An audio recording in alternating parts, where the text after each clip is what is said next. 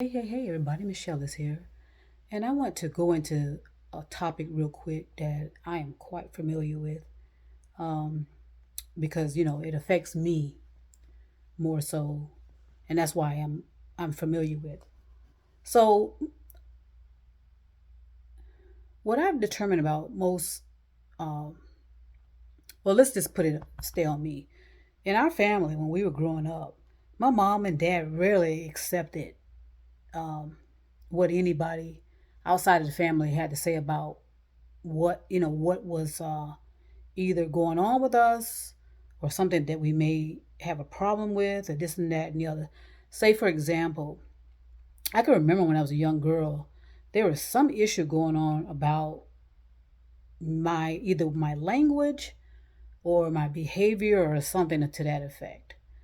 And so my parents never really trusted outside authorities, which was smart. That's why I said my parents were brilliant.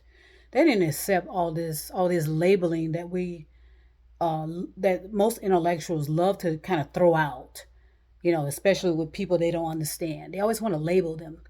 Well, they are highly functioning or they're artistic, they are this, they are that.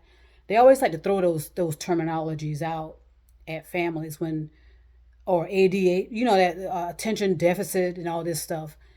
And in most cases, these so-called experts don't know what the hell they're talking about. Okay, because like I said, it's been determined that a lot of them do not read.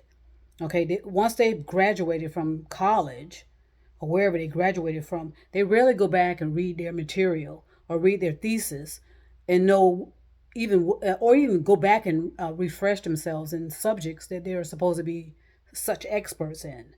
I would say 99% of the time, or let's go ahead and give them a benefit of the doubt. 90% of the time, these so-called experts have no idea what they're talking about because they don't go back and revisit these theories about a condition that someone may have, whether it's depression, anxiety, and this and that and the other. So I do remember something going on because I did have an issue with speech when I was growing up. I stuttered quite a bit because I can remember that now. And I remember I had to take some type of speech class, and I also remember being separated from other students in elementary, and I didn't understand what that was about. Blah blah blah blah blah. So, uh, so my parents usually ignored that stuff and treated all of us the same. Okay, and that's the brilliancy of my parents. They didn't see me as no different than the rest of the children in the household, and so we all were treated differently. I mean, treated the same. There was no special about none of us.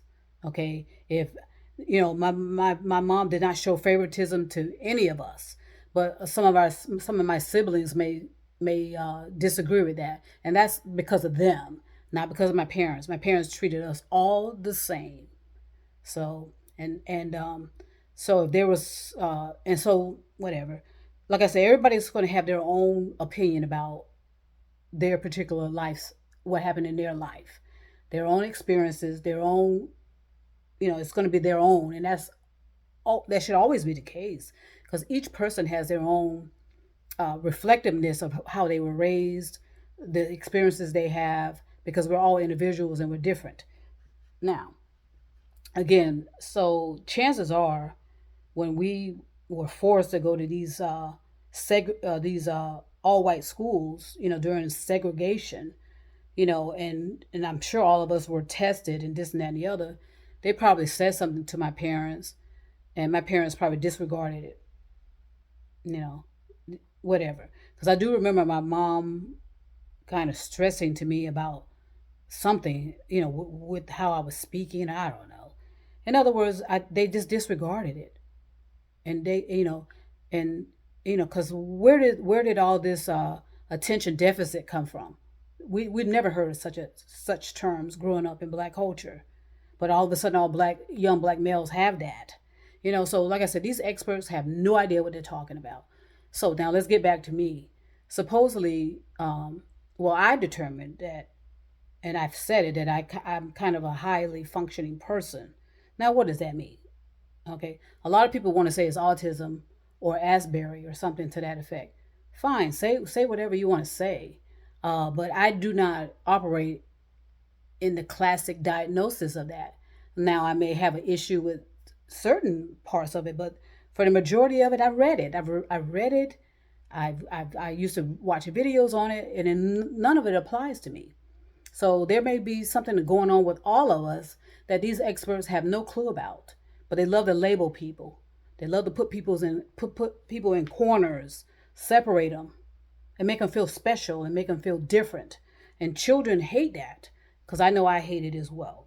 And like I said, when I started, they started treating me differently in elementary school, separating me, putting me with other students, and taking me away from black culture.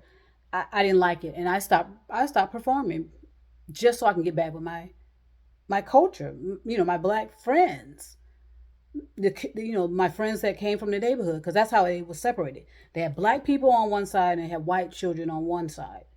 And I was sat with the white children who said not a word to me. Now, who would want to be in that type of environment? I didn't. Especially, I was a rebel. I was tomboyish. I like to have fun. So,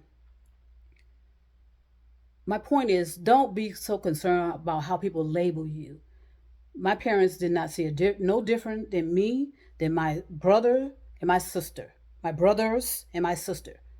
We were all treated the same. There was nothing different about that they saw about me.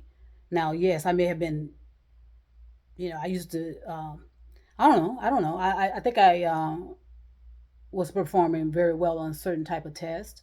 So what? Again, we just got to stop that separating each other and making a child seem different from the rest of the children. That is what causes more problems than anything. When children feel different and they feel like they're being outcast, and then you separate them, and then you're wondering why some of these children, later in life, retaliate, and their behavior is extreme behavior. Either they want to hurt themselves or they want to hurt others or both.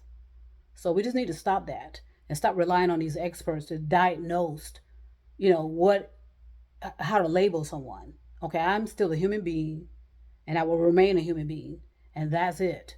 Okay, no one's going to be, no one's going to be using me, okay, uh, and wanting me, making me out to be, different from everybody else. So I just want to make that clear. If some of you are heard the term highly functioning, I said that because I do. I'm highly functioning. That's because I'm more visionary, and then some people are, auditory, and some are operating out of their feelings. But but most boys and men are visionaries. It's very rare that women are. So that's probably why they figured they needed to label me, which is, like I said, there's a lot of BS, there's a lot of rambling, there's a lot of contradiction, and most of these so-called experts have no idea what they're talking about. So that's why I'm so glad I self-educated myself, and I know who I am, what I am, and why I am, and I don't need to be diagnosed otherwise. All right, so I want to say peace and love to everyone, and you know what? I'll be back.